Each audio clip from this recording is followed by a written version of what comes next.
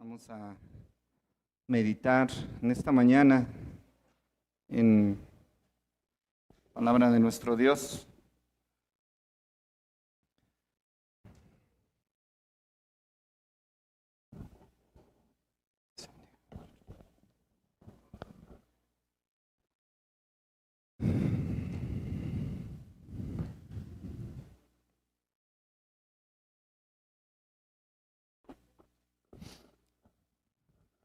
¿Estamos todos atentos? Bueno,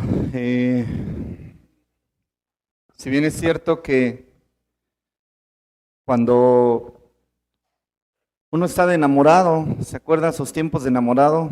Y hablo de los mayorcitos. Cuando uno está de enamorado, ¿cómo somos? Intentamos por todos los medios estar en constante comunicación, ¿verdad?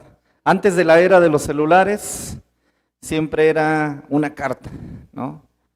Estar escribiendo cartas y causaba mucha emoción, ¿verdad? Saber qué piensa la otra persona, qué está escribiéndonos, qué nos va a decir el día de mañana. Si usted no fue tan asedio, ¿no?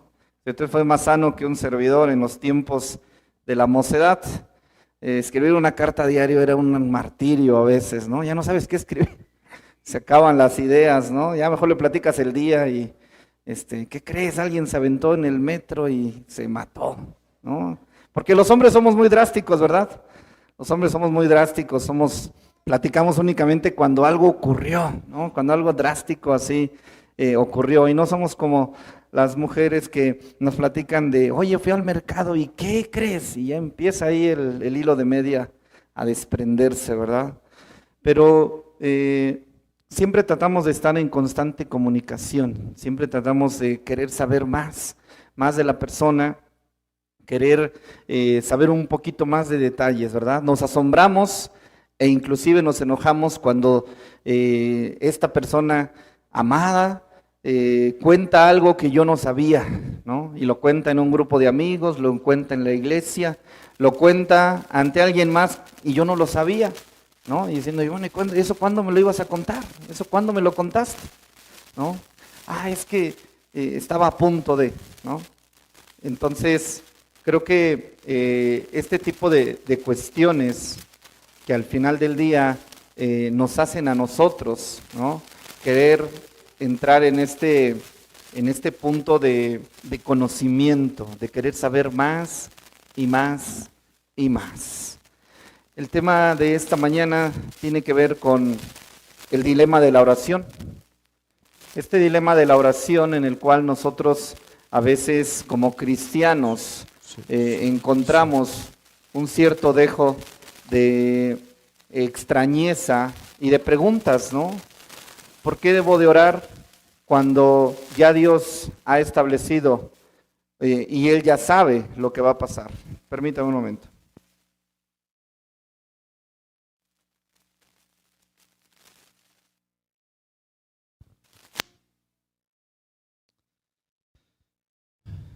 ¿Por qué debo de orar, amados hermanos? ¿Por qué debo de orar si Dios ya sabe lo que va a pasar? ¿Se ha preguntado eso a veces? Bueno, ¿por qué le tengo que comunicar algo a alguien que al final del día ya tiene dictaminado, ya tiene prácticamente establecido, no desde ahorita, sino desde antes de la fundación del mundo, lo que va a ocurrir? ¿Por qué tengo que orarle a alguien que al final del día tiene el destino de mi vida en sus manos y a veces ese destino no me va a gustar, ¿no? Y no hablo del destino final, sino hablo del trayecto, porque a veces el trayecto nos lleva a través de espinas, a través de dolores, a través de presiones, a través de desiertos, a través de cuestiones. Hemos pausado, veníamos, si se acuerda, hasta el año pasado veníamos hablando de las mujeres de la Biblia. Llegamos, ¿se acuerda hasta cuál llegamos? ¿No? Ya no se acuerdan, ¿verdad? Llegamos hasta Raquel, ¿no?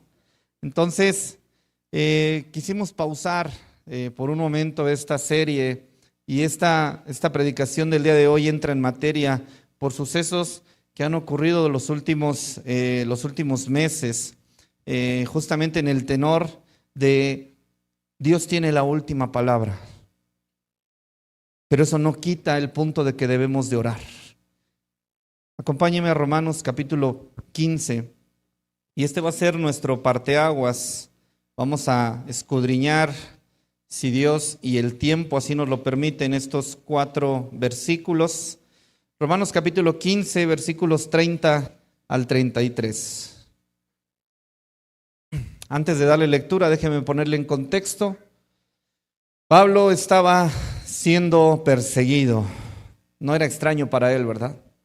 Pablo estaba siendo perseguido y si Pablo, dice un predicador, si Pablo viviera en el viejo oeste, estuviera su cara puesta con la leyenda, se busca vivo o muerto, ¿no? De preferencia muerto, decían los de Judea en la iglesia en Jerusalén.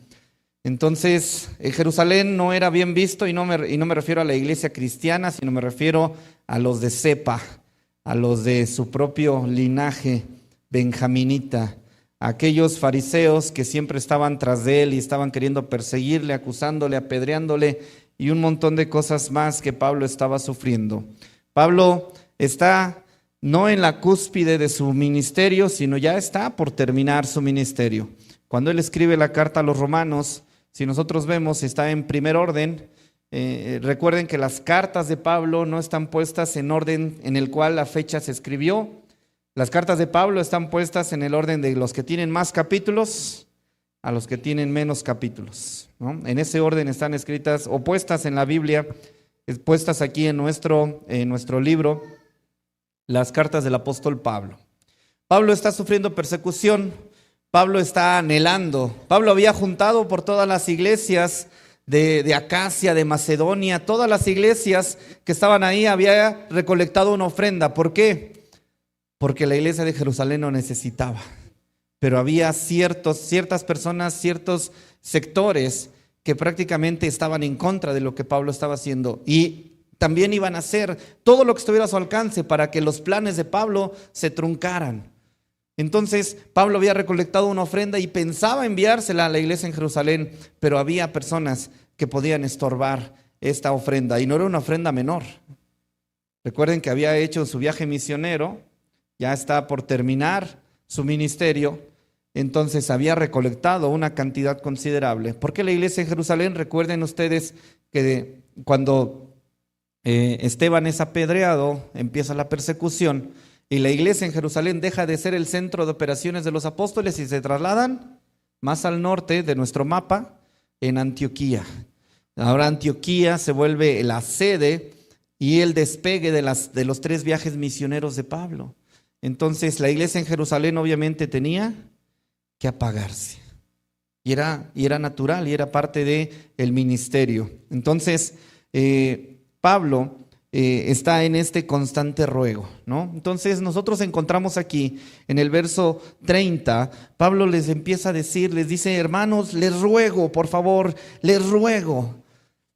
Y dice: por nuestro Señor Jesucristo y por el amor del Espíritu, que me ayudéis orando por mí a Dios. ¿Para qué? Para que sea librado de los rebeldes que están en Judea y que la ofrenda de mi servicio a los santos en Jerusalén sea acepta. Para que con gozo llegue a vosotros por la voluntad de Dios y que sea recreado juntamente con vosotros. Y el Dios de paz sea con todos vosotros. Amén. La oración es un misterio, amados hermanos. Y es un misterio, ¿por qué? Porque no solamente consiste en cerrar tus ojos y hablar. La oración tiene un sentido más profundo.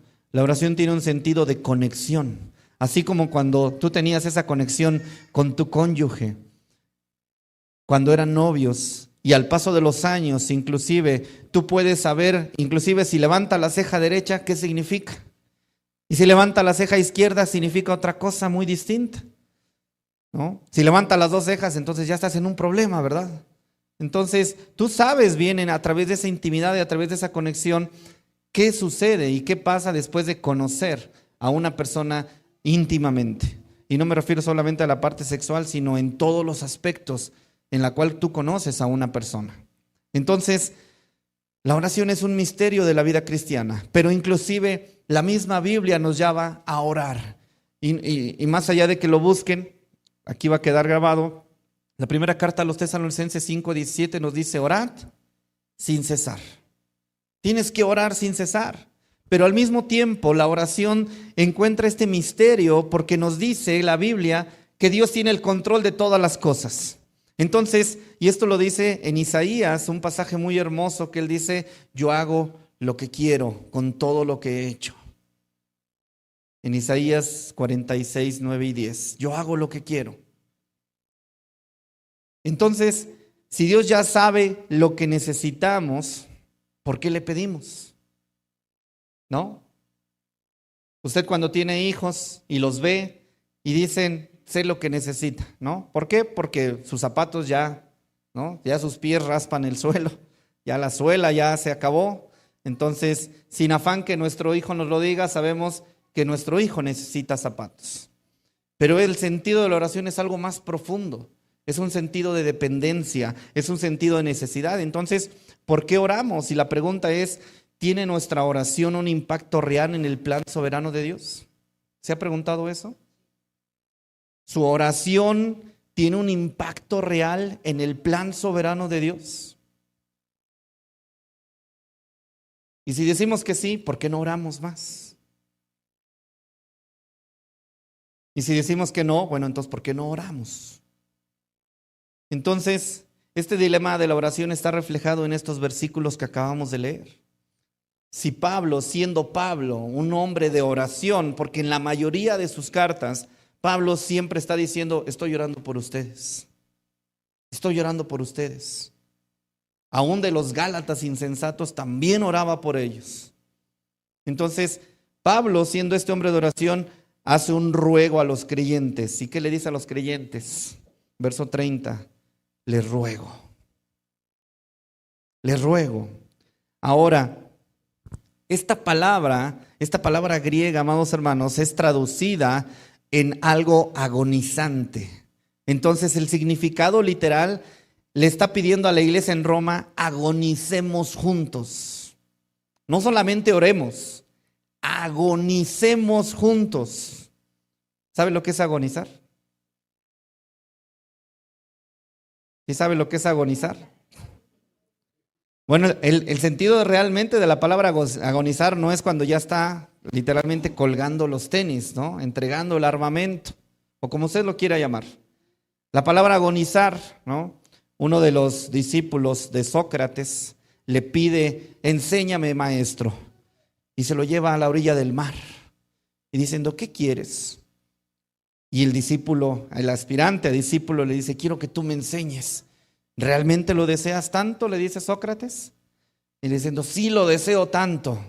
Y toma su cabeza y lo hunde en la orilla del mar y lo deja por unos cuantos segundos. Y cuando lo levanta le dice: repíteme, ¿qué quieres? Y diciendo: que me enseñes. Y vuelve a hundirlo otra vez. Y vuelve a levantarlo y dice: ¿qué quieres? Que me enseñes. Y lo hace por una tercera vez, pero esta vez lo dejó más tiempo. Y cuando lo levanta le dice: ¿qué quieres? Diciendo: quiero aire, quiero aire. Y le dice a Sócrates: de la misma manera, cuando sientas la necesidad de respirar, así como quieres que yo te enseñe, entonces yo te voy a enseñar. Ese es un sentido de agonía. Ese es el sentido agonizante de este discípulo que ya no quería que le enseñara, simplemente quería aire. La oración en el cristiano es el aire que alimenta nuestro ser interior. Por eso muchos estamos agonizando por falta de aire. ¿Y sabe a lo que me estoy refiriendo?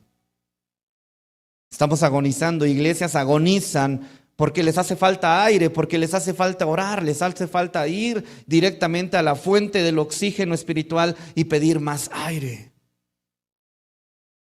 Entonces, esta palabra que Pablo está usando aquí, les ruego, aquí es, reitero, la Reina Valera es muy romanceada. No es de que esté mal, está perfectamente, pero tenemos que ir más a la raíz. Y aquí Pablo le está diciendo: por favor, agonicen conmigo. ¿Usted ha agonizado en oración por algún tema? Cuando hemos tenido el punto de perder a alguien que está en el hospital, Cuando no tenemos trabajo, cuando tenemos un problema latente enfrente de nosotros, agonizamos. Y queremos que alguien más agonice con nosotros. Y para eso es la iglesia. La iglesia es agonicemos juntos en pro de las necesidades y de las situaciones que estamos pasando. Entonces, Pablo aquí le está diciendo, agonicen conmigo. Y este es el único lugar del Nuevo Testamento donde se usa esta palabra en específico. Pero también esta misma raíz de esta palabra fue utilizada por Jesús en la oración en el huerto del Getsemaní. Jesús estaba agonizando.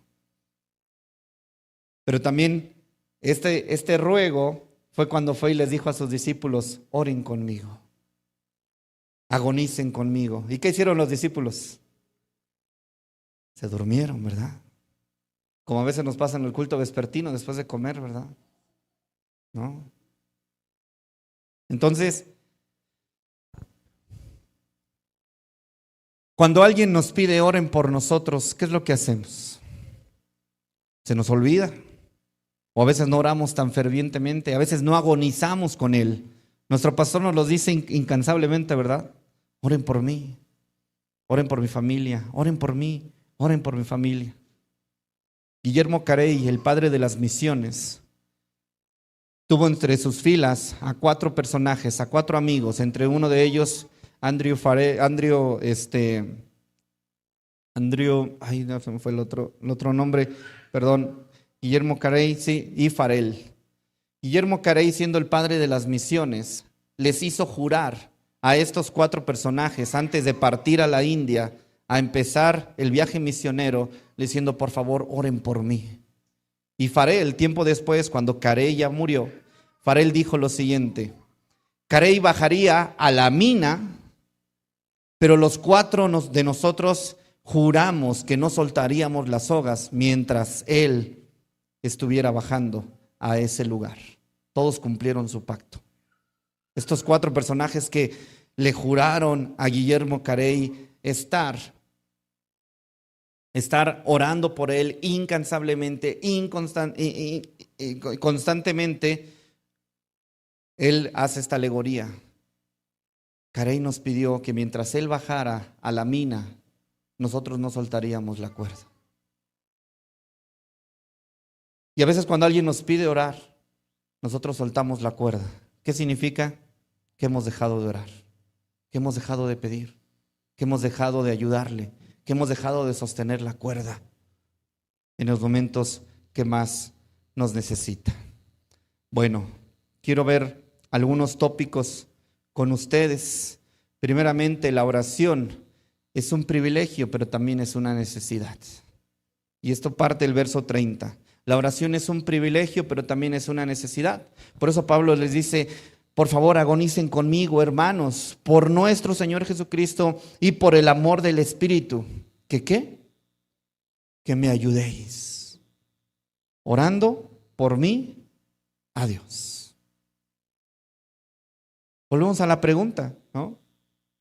La oración, al ser un mandato divino, ¿por qué? Porque Dios nos ha mandado orar, no como una opción, sino como una necesidad espiritual. En Filipenses capítulo 4, si lo tiene ahí a la mano. En Filipenses capítulo 4, el apóstol nos dice lo siguiente, versos 6 y 7. Por nada estéis, ¿qué? Afanosos, sino sean conocidas vuestras peticiones delante de Dios en toda oración y ruego con acción de gracias. Y la paz de Dios, que sobrepasa todo entendimiento, guardará vuestros corazones y vuestros pensamientos en Cristo Jesús. Amén. Por nada estéis afanosos. Entonces, la oración es un mandato divino, amados hermanos. Pero más que un mandato, es una necesidad de nosotros hacia Él. Si tu ser interior está agonizando, es porque no está yendo a la fuente del oxígeno para recibir más oxígeno y tener más vida. No estamos yendo a esa fuente incansable que Él ha dicho, de mí, que soy la fuente viva, te voy a conectar contigo y de tu interior correrán, brotarán ríos de agua viva. Yo soy el pan de vida, ven a mí y cómeme, consúmeme, yo soy el pan de vida. Pero a veces nosotros estamos más enfrascados en nuestra soberbia y en nuestro orgullo que dejamos de orar, porque damos por sentado todo. Ese es nuestro error. Y he sido muy enfático y lo he reafirmado, dejamos por sentado todo y ese es nuestro error. Creemos que nuestros hijos, como están creciendo en nuestro hogar, no están siendo contaminados, no están siendo inyectados con ideologías allá afuera. ¿Por qué? Porque cada día cena en casa, cada día duerme bajo nuestro techo y creemos que con eso están por bien servidos y damos por sentado que nuestros hijos serán cristianos. Y oh sorpresa, ¿qué pasa? Llega un tiempo en el cual la rebeldía dice, ya no quiero. Y no me obligues, papá, ya no quiero. Y entonces nuestro corazón se rompe porque dimos por sentado todo. Entonces nosotros al creer que venimos a la iglesia a alabar a Dios, a escuchar su palabra, poder convivir, hacer coinonía con nuestros hermanos, damos por sentado que la iglesia está bien. Seríamos muy ciegos al saber que hay ciertos fragmentos que se están partiendo en nuestra iglesia y hablemos de nuestra iglesia. Entonces, la oración es un mandato divino, amados hermanos, y debemos de reconocer algo: la oración no cambia a Dios, pero sí cambia nuestro corazón y nuestra relación con Él. Tu oración no va a cambiar a Dios. Él ya lo ha establecido, Él ya lo ha dictaminado, Él ya lo ha pactado, Él ya lo ha decretado desde antes de la fundación del mundo. Tu oración no va a cambiar a Dios, pero sí va a cambiar tu corazón y se va a cambiar tu relación con Él. Sigue orando, sigue orando. En este mismo apartado del privilegio y la necesidad, la oración es un medio de gracia. Dios ha establecido la oración como el único canal que hace que su voluntad se cumpla en la tierra. Mateo 6:10. Entonces, hermanos, a través de la oración, Dios nos permite participar en su obra. Y eso lo dice Santiago 5:16, que esto sí no lo quiero pasar por alto. Santiago 5:16 dice a la letra: confesaos vuestras ofensas unos a otros y orad unos por otros. ¿Para qué? Para que seáis sanados, porque la oración eficaz del justo puede mucho. La oración eficaz del justo puede mucho. Confiesen sus ofensas unos a otros, oren unos por otros para que seamos sanados. Entonces la oración es un medio de gracia. Inclusive en Lucas capítulo 18 Jesús refiere una parábola en la cual nos habla sobre la necesidad de orar siempre y no desmayar. Y cierro este primer apartado de la necesidad de orar, que es un acto de parte de nosotros como un privilegio y una necesidad. Jeremías 33:3: clama a mí y yo te responderé. Pero clama.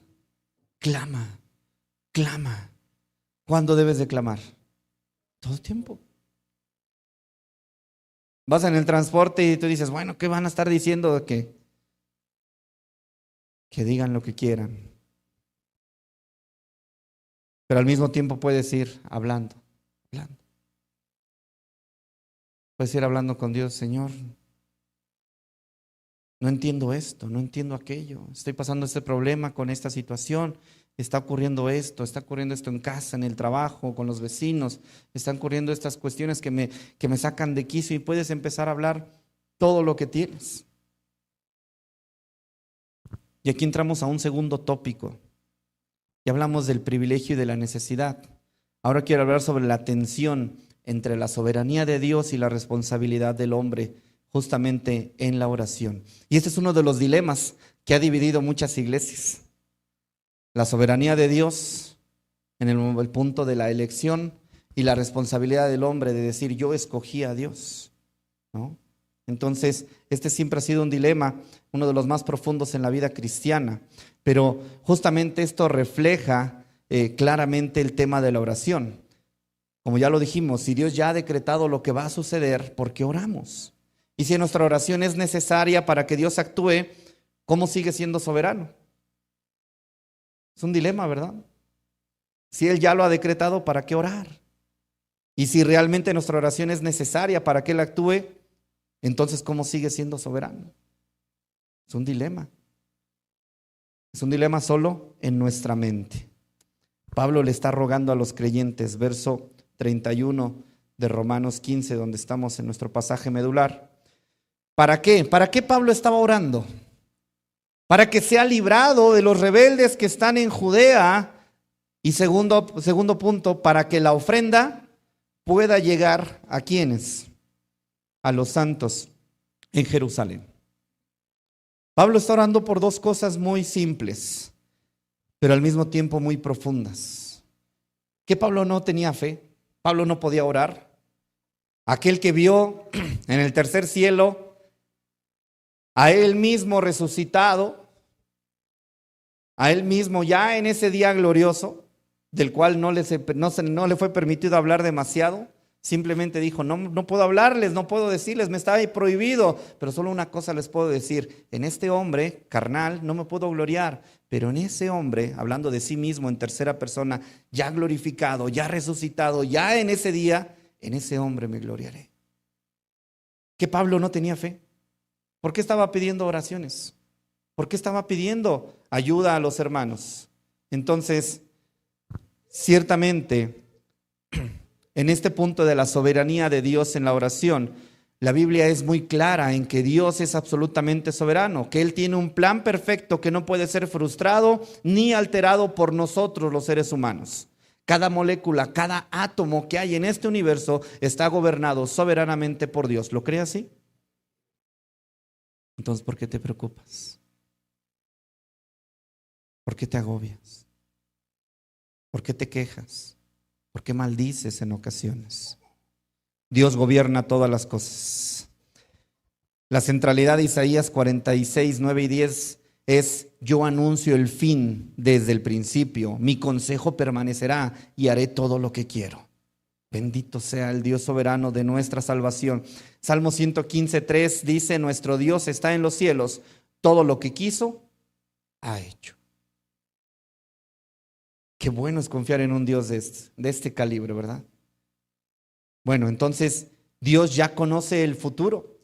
Y si Dios ya conoce el futuro, Él ya ha determinado todas las cosas conforme a su voluntad desde antes de la fundación del mundo. Entonces esto significa que Él no está esperando nuestras oraciones para decidir qué hacer.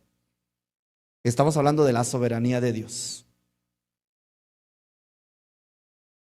Otro punto de este apartado de la soberanía de Dios: Él ha decretado el fin, pero también los medios. Entonces Él ha establecido lo que sucederá y también ha establecido cómo sucederá. Él ya ha establecido la manera en la cual nosotros sabemos que vamos a morir, ¿verdad? ¿Quién sabe que va a morir? ¿Sabe cómo va a morir? No lo sabemos, pero Él sí. Y confiamos en que Él tiene lo mejor para nosotros. Entonces, esto significa, amados hermanos, que en su soberanía Él ha decidido que la oración sea uno de los medios por los cuales se cumpla su voluntad. Ezequiel 36, 37 dice: aún seré solicitado por la casa de Israel para hacerles esto. La oración es uno de los medios por los cuales Dios cumple su voluntad.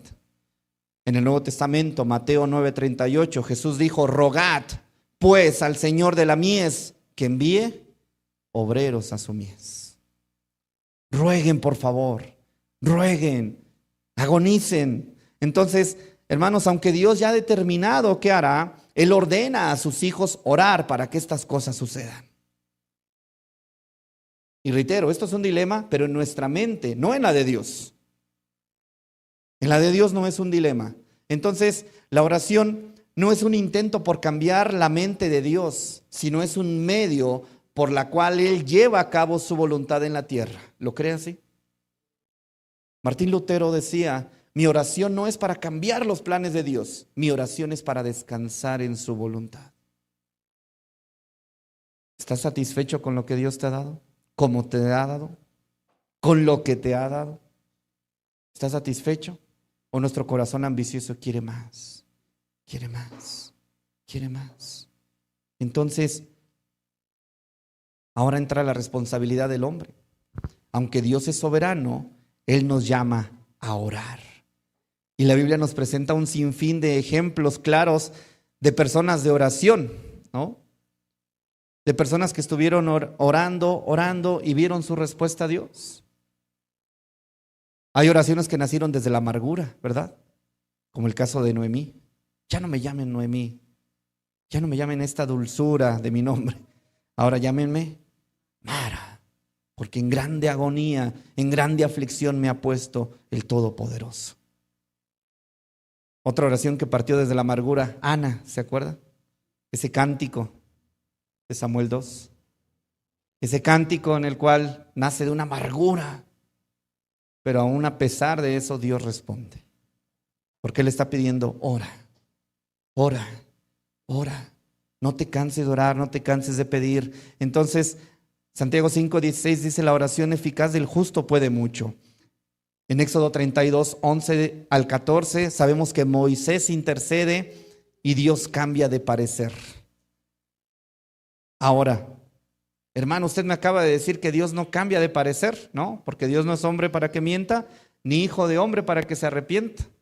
Bueno, desde nuestra perspectiva humana parece que nuestras oraciones tienen un impacto real en lo que Dios hace. Pero sin embargo, esto no significa que Dios esté cambiando de opinión como un ser humano. Esto significa que Dios ha elegido usar la oración como un medio para que su obra se haga aquí en la tierra. Y esto lo vemos desde Génesis, ¿verdad? Y se arrepintió Dios de haber creado al hombre. Pero esta palabra en el hebreo es, y le dolió a Dios en su corazón. No de un arrepentimiento de algo que hiciste y luego dijiste, ay, ¿para qué lo hice? No, habla de un dolor profundo. Me duele lo que el hombre está haciendo. Me duelen las acciones del hombre. Y es a veces así con nuestros hijos, ¿verdad? Nuestros hijos empiezan a crecer y empiezan a doler más. Porque empiezan a pecar más en contra de Dios y nos duele. Pero eso no significa que los dejemos de amar.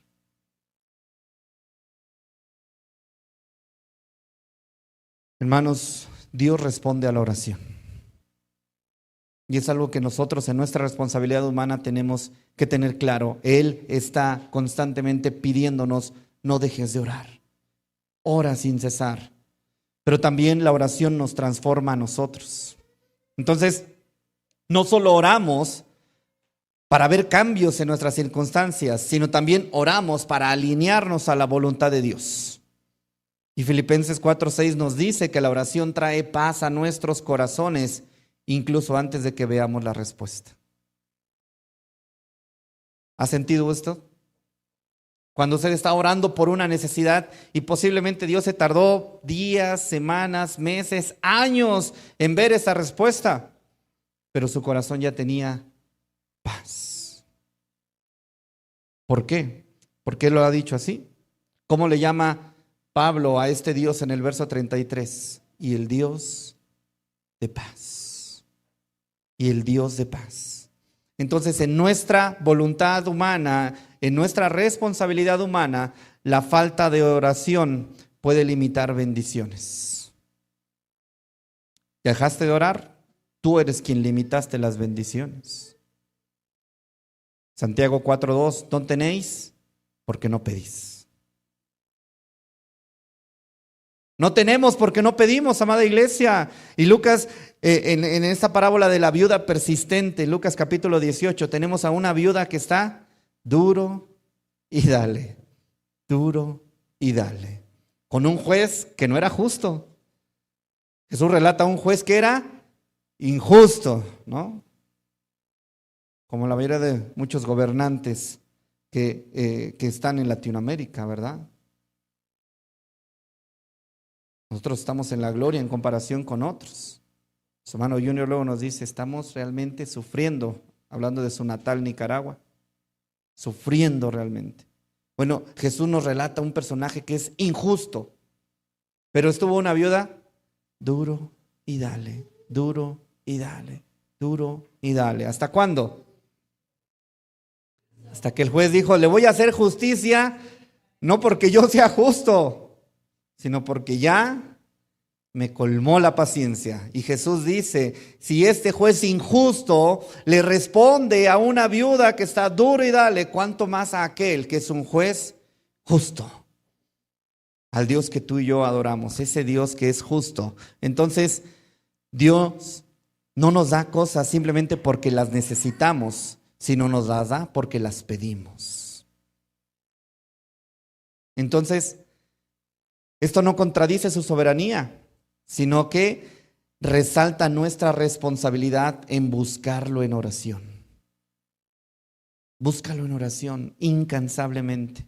Ahora, ¿cómo mantenemos este equilibrio correcto entre que Dios es soberano y Él hace lo que le place y ya estableció todo desde antes de la fundación del mundo, pero nos ha pedido en nuestra responsabilidad humana orar? Y muchas veces el cristiano cae en algunos de los dos extremos de este fanatismo, ¿verdad? Tenemos pastores carismáticos, ¿no?, que casi le dan órdenes a Dios. Yo te ordeno porque tu palabra lo dice, ¿no? Aquí tratando de escupirle el rostro a Dios, ¿no? Entonces hay un extremo que es el fatalismo, que se habla acerca de los soberanos, ¿no? No, ya Dios lo determinó, ya no tiene caso que ores, ya se perdió, ¿no? Hablando acerca del evangelismo, ¿no? No, ya es que ese vecino es más malo que la carne de puerco. No, ni ores ya por él, ya. Descartado, ¿no? No, es que es un secuestrador, violador, narcotraficante, en un montón de cosas, ¿no? Entonces, está un extremo que son los fatalistas. Dios ya lo decidió todo, así que no necesito orar. Y esto sabemos que es un error. ¿Por qué?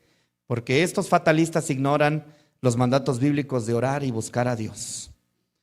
Porque Jesús mismo oró constantemente, aunque sabía que el Padre ya tenía un plan perfecto. El mismo Hijo, una noche antes de escoger a sus discípulos, se pasó toda la noche en oración, según el Evangelio de Lucas.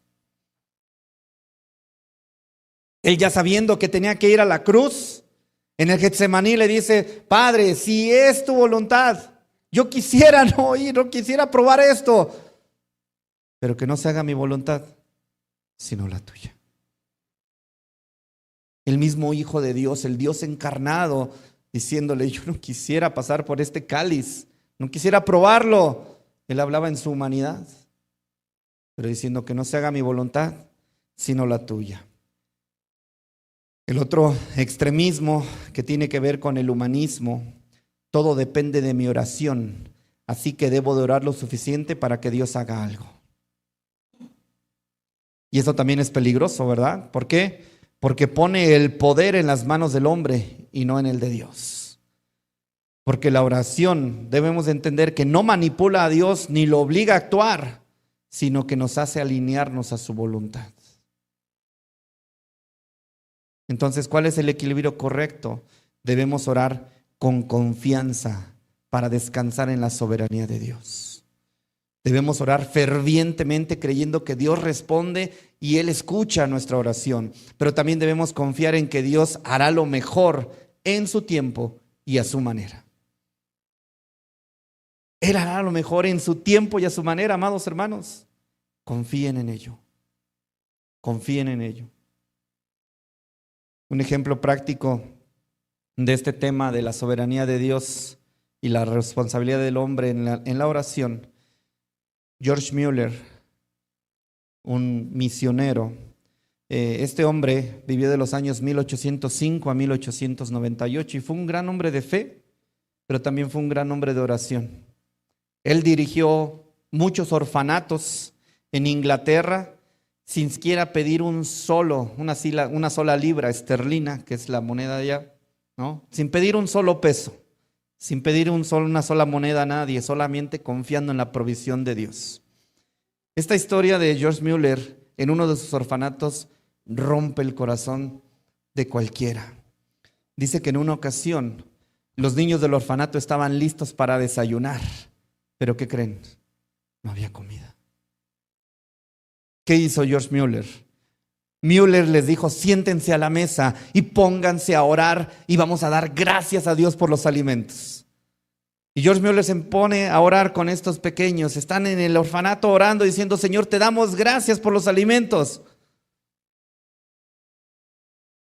Y tal vez más de uno abrió así como de reojo, ¿no? Tal vez dijo: a ver si cae maná, un milagro, no sé, ¿no? Tal vez yo lo hubiera hecho, ¿no? ¿Cuáles alimentos? No hay nada, ¿no? Entonces George Müller estaba orando fervientemente porque él era un hombre de fe, un hombre de oración. Y él estaba dando gracias a Dios, aunque no había alimentos. ¿Y qué crees que pasó? Justo en ese momento, alguien tocó a la puerta. ¿Quién era? Era el panadero. Porque el panadero había sentido que Dios le decía que llevara pan a ese orfanato. Y no obstante con eso, llegó el lechero porque su carreta se había roto justo enfrente del orfanato y les ofreció la leche porque prefirió regalárselas a que esa leche se perdiera.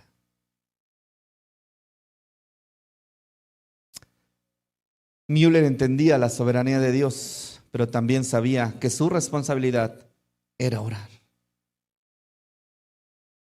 Él no se cruzaba de brazos diciendo: bueno, ya Dios proveerá, ¿no? Él estaba constante, porque él oró con fe y vio la respuesta de Dios. Entonces, en este punto, amados hermanos, ¿cómo debemos orar? Sigo en el punto de la responsabilidad. Debemos orar con fe, orar con perseverancia, orar con humildad y orar con gratitud. Debe orar con fe, perseverancia, humildad y gratitud. Tercer tópico de esta predicación. Espéreme, aguánteme unos minutos, sé que ya tiene hambre, pero déjeme terminar esta parte. ¿Cuál es el carácter de una persona de oración? Verso 32, estamos en Romanos 15. Para que con gozo, ¿quién? Pablo. Para que Pablo llegue con gozo a ustedes, ¿no? Para que él está diciendo: para que yo con gozo llegue a vosotros por la voluntad de Dios y que sea recreado juntamente con vosotros. Inyéctenme de energía, quiero verlos, los extraño. ¿Y qué creen? Dios respondió. No a la manera que tal vez Pablo pensó. Porque Pablo, cuando llegó a Roma, ya no regresó a ningún lado. Era el último viaje que Pablo iba a hacer. Entonces, una persona de oración tiene fe en Dios. Porque la oración no solo son palabras, es confianza en que Dios responde conforme a su voluntad. Primera de Juan 5:14. Él responde todas nuestras oraciones conforme a su voluntad, no a la mía. Entonces lo hemos dicho, nuestra oración no es para cambiar los planes de Dios, sino para descansar en su voluntad. Él tiene un plan mejor para nosotros del que tú quieres y del que tú esperas y del que tú estás trabajando. Él tiene un plan mejor para ti. En este punto de la oración, una persona de oración se somete a la voluntad de Dios. Jesús nos enseñó a orar, Mateo 6:10, hágase tu voluntad. Entonces, la oración efectiva no busca manipular a Dios, sino alinearnos a su propósito. Una persona de oración ora por otros. Ya lo leímos en Filipenses, ¿verdad?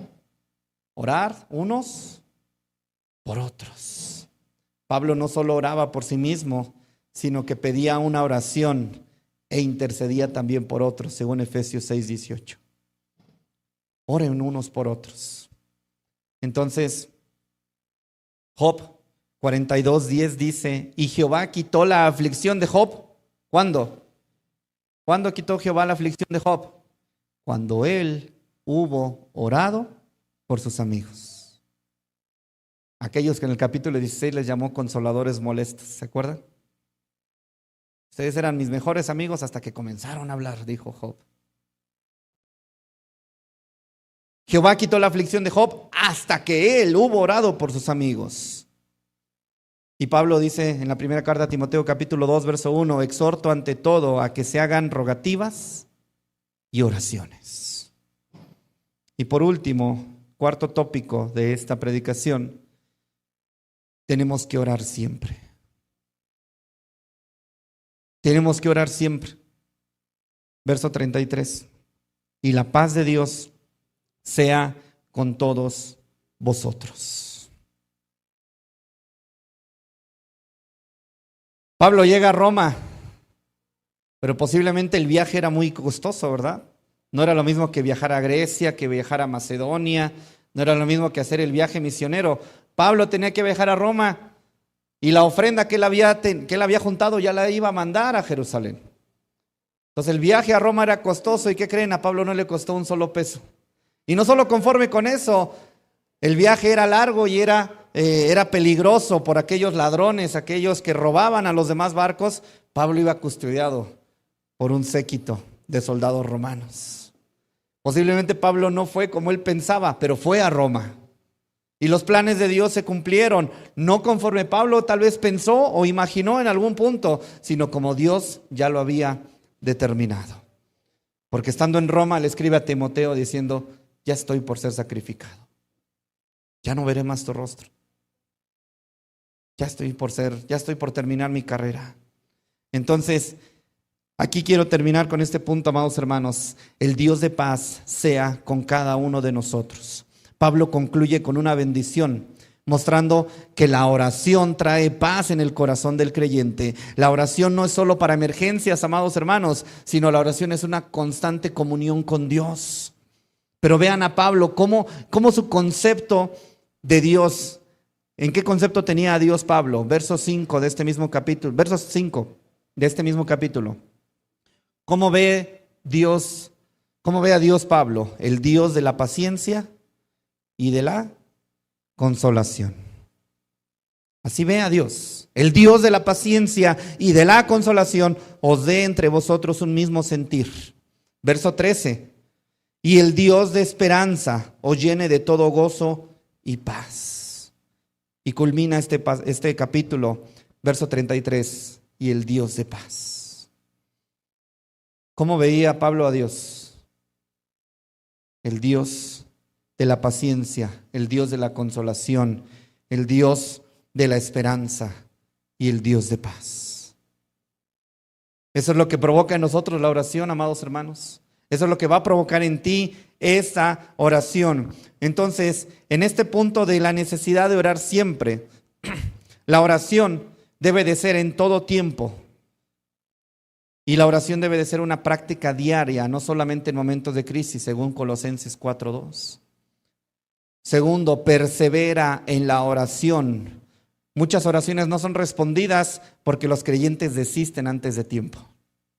Persiste en la oración, según Lucas 11:9-10. Tercero, ora con expectativa.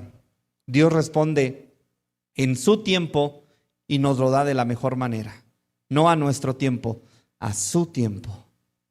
Isaías 65:24. Entonces, amados hermanos, debemos, según Pablo a los Efesios 6:18, orar en todo tiempo, en toda oración y en toda súplica en el Espíritu. Y como empezamos en 1 Tesalonicenses 5:17, orad sin cesar. Termino con esta alegoría. Un niño vio que había una roca de considerable tamaño que estaba bloqueando el camino a su casa. Entonces él con todas sus fuerzas intenta empujarla, con todas sus fuerzas intenta moverla, pero ¿qué creen? No la movió ni un milímetro. Y se esforzó una y otra vez, hasta que se agotó y se frustró. ¿Y qué creen que hizo este niño? Se puso a llorar. Porque es lo que provoca la frustración, ¿verdad? La frustración nos hace llorar. Saber que somos impotentes, que no podemos por nosotros mismos. Y su padre, que estaba a lo lejos, lo estaba observando y se acerca y le preguntó: ¿usaste toda tu fuerza? Y el niño le respondió: sí, papá, pero no pude moverla. Y el padre sonrió y le dijo: no, hijo, no usaste toda tu fuerza porque no me pediste ayuda. Y entonces el padre empujó la roca con facilidad, apartándola del camino. Amados hermanos, muchas veces luchamos con nuestros problemas en nuestra propia fuerza sin orar. Confiamos en nuestras propias fuerzas, confiamos en nuestros propios medios, pero Dios hoy te hace la invitación de que vengas a Él en oración y le pidas ayuda. Póngase de pie. Tome a su hermano que está a su lado y vamos a tomar un minuto para orar por él. Quisiera más, pero ya por motivos de tiempo y de espacio. Pregúntele, ¿por qué quieres que ore?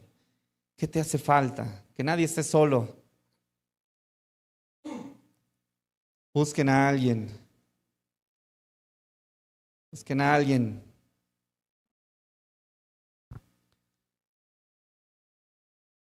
Busquen a alguien y oramos y cerramos esta predicación. Y la pregunta obligada de este dilema de la oración es, ¿estás usando toda tu fuerza o te falta orar? Vamos a orar. Vamos a orar, ore con su hermano. Yo haré la oración comunal únicamente para cerrar esta predicación.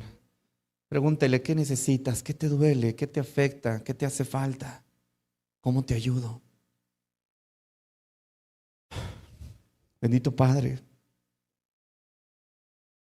perdónanos por no hacer lo que nos corresponde. Perdónanos por ser soberbios, engreídos, altaneros, creer que todo va a estar bien, dar por sentado que tú nos amas y que nada malo nos va a ocurrir por el simple hecho de ser tus hijos, creernos mimados, sin saber, Señor, que tenemos una responsabilidad grande en tu reino. Perdónanos, Padre. Ayúdanos, Señor, en estos momentos de aflicción. Algunas son a consecuencia de nuestra necedad, otras han llegado para afligirnos, otras han llegado para leccionarnos, otras están ahí, Señor, para que tú nos acaricies, Señor, a través de la oración y a través de la comunión de los hermanos. Ayúdanos, Padre. Llévanos siempre de la mano, llévanos siempre, Señor, en constante comunión, en constante oración, para que podamos seguir buscando tu rostro, alinear nuestro corazón a tu voluntad, alinear nuestra voluntad a ti, Señor, y rendirnos, declararnos, Señor, que no podemos, incompetentes. Declararnos, Señor, que nos hace falta tu fuerza y que nos cargues en ocasiones cuando realmente ya no queremos seguir. Llévanos, Señor, en tus brazos. Si alguien está a punto de caer, si alguien está a punto de declinar, Señor, cárgalo en tus brazos amorosos y llévalo al mesón para que sus heridas sean lavadas. Bendito seas, Padre nuestro. Bendito seas. Gracias, Señor, por todo lo que nos has dado hasta el día de hoy. Perdónanos por codiciar más y porque en ocasiones nos desesperamos, Señor, por la falta de respuesta. Ayúdanos a seguir confiando, Señor, a seguir creyendo y entendiendo, Señor, que todo está bajo tu control y todo está bajo tu soberanía. Descansamos en tu voluntad, sabiendo que tú tendrás lo mejor para nosotros. Gracias, Padre. Gracias, Señor. Escucha, Señor, estos ruegos que son puntuales, que son latentes, que nos afectan, que nos duelen, que nos pueden, que necesitamos depositar nuestras cargas en ti. Gracias, Señor. Te lo pedimos todo, no por ser merecedores, no tenemos ningún mérito, sino por los méritos de tu Hijo amado, nuestro Señor Jesús. A ustedes sea la gloria y la honra por todos los siglos. Amén. Dios les bendiga, amados hermanos, paz a ustedes.